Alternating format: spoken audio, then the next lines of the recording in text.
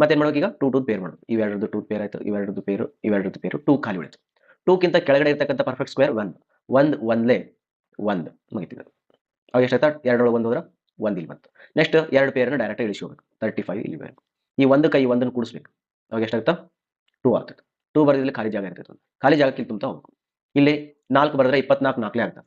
25 ತಗೊಳ್ಳೋಣ. 25 ಐದಲೇ ಕರೆಕ್ಟ್ ಆಗ್ತದೆ. 25 ಐದಲೇ 125. 125 ಕರೆಕ್ಟಾ? ಅವಾಗ ಏನಾಯ್ತು ಇದು 5ಕ್ಕೆ 5 0, 3ಗೆ 2 ಹೋದ್ರೆ 1, ಇದು 0 ಆಯ್ತು. ಈ ನೆಕ್ಸ್ಟ್ ಏನು ಮಾಡಬೇಕು 92 ಕೆಳಗೆ ಇಳಿಸಬೇಕು. 92 ಕೆಳಗೆ ಇಳಿಸೋಣ. ಈ 25ಕ್ಕೆ ಈ 5 ಕೂಡಿಸ್ಬೇಕು.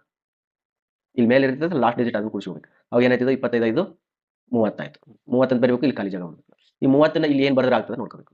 30 ಅಂದ್ರೆ ಇಲ್ಲಿ ಬರೆದ ತಕ್ಷಣ 3 ಡಿಜಿಟ್ ಆಗ್ತದ 300 ಆಗ್ತದೆ. ಇಲ್ಲಿ 1000 ಅದ 3ಲೇ ಹೋಗ್ಬೋದು. ಹೌದಾ 300 ಅದ ಇಲ್ಲಿ 1000 ಅಂದ್ರೆ 300 3ಲೇ ಹೋದ್ರೂ ಹೋಗ್ಬೋದು. ನೋಡೋಣ ಫಸ್ಟ್ ಟ್ರಯಲ್ ಅಂತ ಮಾಡೋಣ. 300 3ಲೇ ಇಲ್ಲಿನೂ 3 ಬರಬೇಕು. ಅವಾಗ 300 3ದ್ದು 3 ಟೈಮ್ಸ್